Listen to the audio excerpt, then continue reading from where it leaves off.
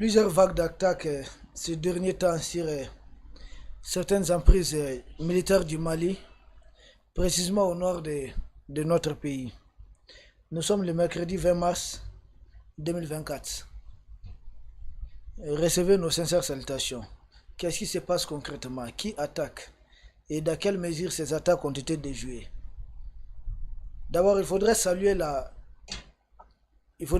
courage des forces armées du Mali qui ont réussi à contrer toutes ces attaques. Aucune des attaques au nord du Mali n'a pu faire de victimes. Et d'ailleurs, en représailles, les forces armées du Mali ont pu localiser grâce aux vecteurs aériens.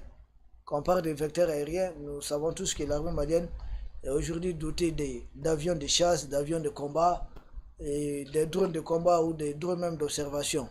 Donc les vecteurs aériens du Mali ont pu réagir à temps pour neutraliser toutes ces menaces, que ce soit au niveau de Tombouctou, au niveau de Gao. Mais pourquoi cette recrudescence soudaine d'attaque? Est-ce un lien avec les départs des Américains du côté du Niger? C'est vrai, nos frères du Niger ont demandé que les Américains quittent, et c'est normal. On ne peut pas continuer d'abriter une base américaine au niveau de l'espace AES. Nous accompagnons cette décision des autorités du Niger. Et cela a permis de passer à la vitesse supérieure. Parce qu'à quoi servait cette base américaine au niveau de la localité d'Agadez? Nous savons que c'était un moyen pour eux de surveiller tout le Sahara, mais pas d'aider les Nigériens. Et nous savons qu'à partir de cette base, ils ont longtemps espionné le Mali, la Libye et d'autres pays, les Tchad et autres. Aujourd'hui, nous constatons beaucoup d'attaques, mais il faudrait préciser que toutes ces attaques ont été contrées. Ça, c'est une précision de taille.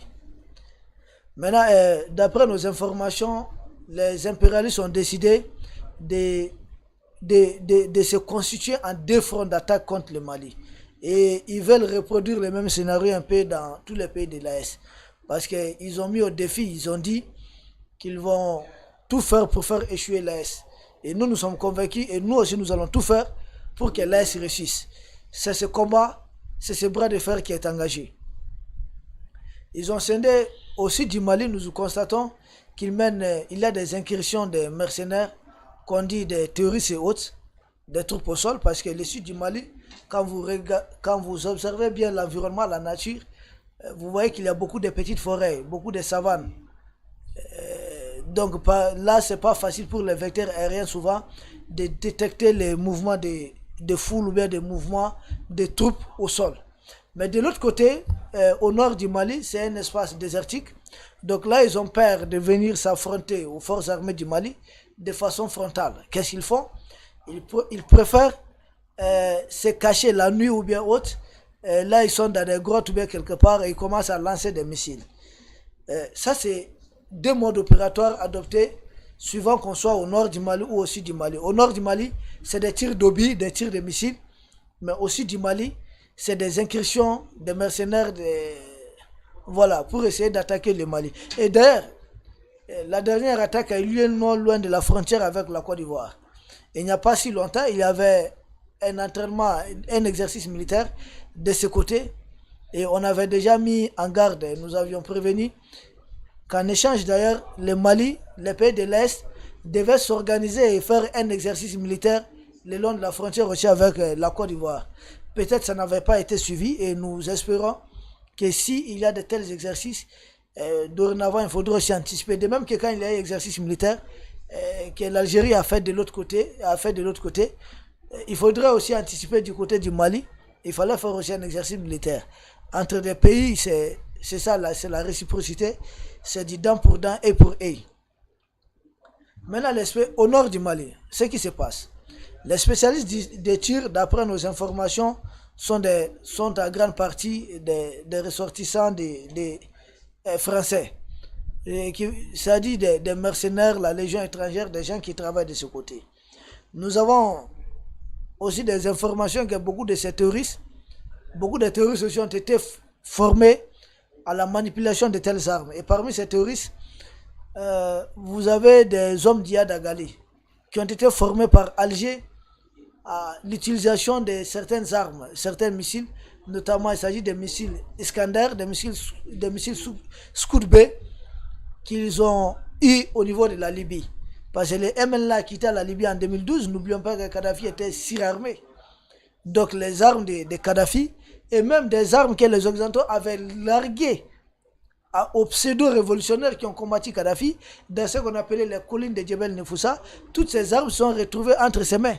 Parce qu'au Mali, c'est quoi? Nous avons eu à la fois ceux qui se battaient aux côtés de Kadhafi, ce qu'on appelait les rebelles Touareg là, et ceux qui combattaient Kadhafi, ceux qu'ils appelaient les islamistes. Donc ce sont ces deux groupes-là qui ont fait coalition pour s'attaquer au Mali en 2012. Donc ces groupes-là ont longtemps gardé de telles armes. Possibilité de les tirs ont été rendus possibles uniquement grâce à la collaboration des Américains qui sont bien sûr au Niger. C'est pourquoi quand le Niger demande leur départ, nous appuyons. Possible grâce aux Américains, et grâce aux Français, et puis grâce à l'Algérie. Rôle de chacun de ces pays. Alger a formé les hommes d'Iyad Agali. En quoi? Ça dit, les militaires savent, et puis c'est que nous sommes en train de dire, les hommes d'Iyad Agali ont été formés à comment calibrer des missiles, des obus, des tirs d'obus, comment calibrer, programmer et tirer des missiles Iskander, Scud B et autres. Nous ne savons pas si ce sont ce type de missiles qui ont été réellement tirés sur Gao et Tombouctou, mais les hommes d'Iyad Agali, les touristes recherchés ici, qui se trouvent en Algérie, ont été formés à cela. Mais ils seront tous neutralisés. Où les missiles là ont-ils été trouvés? Ces missiles, nous avons dit, beaucoup proviennent de la Libye. Mais les Occidentaux aussi continuent d'en livrer. La France et les USA, c'est leur rôle dans cette histoire, c'est que c'est des pays qui ont aidé avec des données satellitaires. Parce que c'est des pays qui possèdent des satellites. Ce n'est pas gratuit que ces Occidentaux protestent contre des satellites iraniens, nord-coréens. C'est parce qu'ils vont avoir seul le monopole des satellites. Et aujourd'hui, ils les utilisent, ils aident les touristes avec ça. Les obus tirés ont été livrés par la MINUSMA et par l'Union européenne. Très clair. Et d'ailleurs, le président Assimi Goïta avait dit que 15 blindés de la MINUSMA ont été livrés à des groupes terroristes et que les 15 blindés ont été détruits. Que le matériel nécessaire a été livré aux groupes terroristes pour défendre la ville de Kidal. Mais que l'armée malienne, les forces armées du Mali n'ont pas laissé de répit à ces terroristes. Qu'il y a eu des bombardements jour et nuit. Et d'ailleurs, Tessalit, le colonel Assimi Goïta dit que le Mali a repris cette localité après des violents combats. Parce que ces gens-là pensaient que le Mali allait arriver par voie terrestre, ils sont allés mener le terrain, mais que le Mali a fait parachuter des commandos en pleine ville de Tessalit. Donc là encore, c'était au prix d'âpres combats. Au sud, il y a des incursions des terroristes. Ils ont décidé de réactiver des cellules dormantes et autres, mais toutes ces cellules sont en train d'être neutralisées par nos autorités. À la manœuvre, nous avons beaucoup de forces occidentales qui participent à ces opérations. Nous profitons, pour terminer, il faudra donner quelques conseils, parce que nous avons causé avec beaucoup de stratèges militaires aux autorités de l'AES, comme toujours, critiquer, proposer des solutions.